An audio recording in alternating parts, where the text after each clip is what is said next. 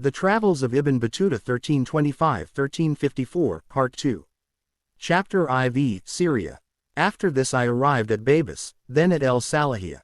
From this place I entered the sands. Desert in which are the stages El Sawada, El Warid, Qadia, El Matalab, El Arish, El Karuba, and Rafij. At each of these there is an inn, which they call El Khan. Here the travelers put up with their beasts. Here are also watering camels, as well as shops, so that a traveler may purchase whatever he may want either for himself or his beast.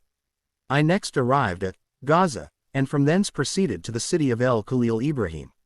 Abraham the friend. In the mosque of this place is the holy cave, and in this are the tombs of Abraham, Isaac, and Jacob, with those of their wives. This cave I visited. As to the truth of these being the graves of those persons, the following is an extract made by me, from the work of Ali ibn Ja'far el-Razi, entitled El-Musfir Lilkalab, on the true position of the graves of Abraham, Isaac, and Jacob, and which rests on a tradition from Abu Hurairah, who has said, it was related by the Prophet, that when he was on his night journey to Jerusalem, Gabriel took him by the grave of Abraham and said, Descend and perform 2 prostrations, for here is the tomb of Abraham thy father. He then took him by Bethlehem and said, Perform 2 prostrations, for here was born thy brother Jesus. Then went on with him to El Sokrat, and so on, as recorded in the tradition. In the city of El Khalil was the aged saint and Imam, Borhan Adan el-Jabari, him I asked respecting the truth of the grave of Abraham being there. He answered, Every learned man I have met with has considered it as the tact, that these 3 graves are the graves of Abraham, Isaac, and Jacob, and that the 3 graves opposite to them are those of their wives. Nor does any one, continued he, think of contradicting accounts so generally received from the ancients, but the heretics. Chapter V. Iraq. When things were ready, the Syrian pilgrims proceeded on their pilgrimage, and I myself with them, with the same intention. This turned out well, for, thank God, I duly performed the pilgrimage, and then proceeded with the pilgrims of Iraq to the tomb of the Prophet at Medina. After 3 days we descended into the valley of E1 Eris. We then entered the territory of Nejd, and proceeded on in it till we came to El Qadisiyah, the place in which the remarkable event happened, by which the fire worship of Persia was extinguished, and the interest of Islamism advanced. This was, at that time, a great city, but it is now only a small village. We next proceeded to the city of Mesht Ali, where the grave of Ali is thought to be. It is a handsome place and well peopled. All the inhabitants, however, are of the Rafiza or Shia sect. There is no governor here, except a sort of tribune. The inhabitants consist chiefly of rich and brave merchants. About the gardens are plastered walls adorned with paintings, and within them are carpets, couches, and lamps of gold and silver.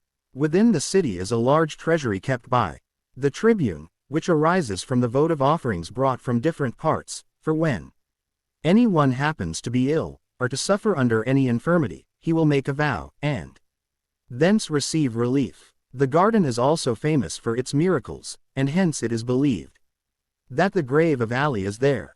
Of these miracles, the night of revival is one, for, on the 17th day of the month Rajab, cripples come from the different parts of Fars, Persia, Rum, Byzantium, Khorasan, Iraq, and other places, assemble in companies from 20 to 30 in number. They are placed over the graves soon after sunset. People then, some praying, others reciting the Quran, and others prostrating themselves, wait, expecting their recovery and rising, when, about night, they all get up sound and well. This is a matter well known among them. I heard it from creditable persons, but was not present at one of these nights. I saw, however, several such afflicted persons, who had not yet received, but were looking forwards for, the advantages of this night of revival. I next arrived at Basra, and proceeded on with the Bedouin Arabs of Kafaha. For there is no traveling in these parts, except with them. We next came to Kawarnik, the ancient residence of El-Numan ibn Mandhor, whose progenitors were kings of the tribe Beni Ma el-Sama, sons of heavenly seed. There are still traces of his palace to be seen. It is situated in a spacious plain, and upon a river derived from the Euphrates. We left this place, and came next to the city of Wasit. It is surrounded by an extensive tract of country, and abounds with gardens and plantations. Its inhabitants are the best of all Iraq. From this place I set out to visit the tomb of El-Wal el-Arif, my lord Ahmed of Repah, which is situated in a village called Obeda, at the distance of a day from Wasit. At this place I arrived, and found that the grandson of the sheikh, upon whom the dignity of sheikh had also devolved, had come thither before me for the same purpose. He was also named Sheikh Ahmed, and held the dignity of his grandfather, which he exercised in the cell formerly occupied by him. In the afternoon, and after the reading of the Koran, the religious attached to the cell got together a great quantity of wood, to which they set fire. They then walked into it, some eating it, others rolling in it, and others trampling upon it, till they had entirely extinguished it. Such is the sect called El-Rifaya, and this the custom by which they are particularized. Some of them too will take great serpents in their teeth and bite the head off. It happened that, when I was in a certain part of India, there came to me a company of the religious of the Haidariya sect, having in their hands and about their necks iron chains. Their leader was a black of a filthy color. They requested me to solicit the governor of the place to bring them some wood to which they may set fire, and then sing and walk into it.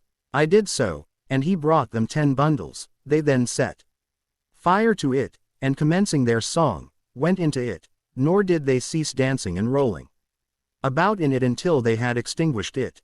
The leader then asked me for a shirt. I gave him a very fine one, which he put on, and then proceeded to roll about in the fire, and to strike it with his sleeves, until I had put it out. He then brought me the shirt, upon which the fire had not made the least impression. At this I very much wondered. After visiting this sheikh I proceeded to Basra, a place much abounding with palms. The inhabitants are so friendly to strangers that a traveler ha nothing to fear among them. We have here the Mosque of Ali, in which prayers are said every Friday. It is then closed till the next. Chin's Wan formerly in the middle of the town, but is situated 2 miles from its present population. In this is the Koran which Othman had sent for the use of the inhabitants, and in which he was reading when he was killed. The marks of his blood are still visible in the words and circa. I then went on board a Sambik Turkish Sanbuki, which is a small boat, and proceeded to El Obala, which was once a large city, but is now only a village, which, with its gardens about it, is about 10 miles from Basra. I then sailed from El Obala in an arm of the Persian Gulf, and arrived the next morning at Abadan, which is a village situated in a salt marsh. It was my intention to have gone to Baghdad, but a person at Basra advised me to go on to the country of El-Lar, then to Iraq, El-Ajam, then to Arabian Iraq, and I did so. I then proceeded from Abadan by sea, and, after 4 days, arrived at the city of Magan, or Magil, of the quantity Fal, with the G pronounced hard. This is a small town on the Persian Gulf. I passed from this by land, during a journey of 3 days, through a plain inhabited by Kurds, and came to the city of Ramin, a beautiful place abounding with fruit and rivers. I then proceeded on through a plain, in which were villages of the Kurds, and in 3 days arrived at the city of Tostar, which is at the extremity of this plain. On the first of the mountains there is a large and beautiful city, abounding with fruits and rivers, surrounded by a river, known by the name of El Azraq the Blue. This river is wonderfully clear, and is cold in the summer season. Thank you for watching. To read the article find the link below in the description.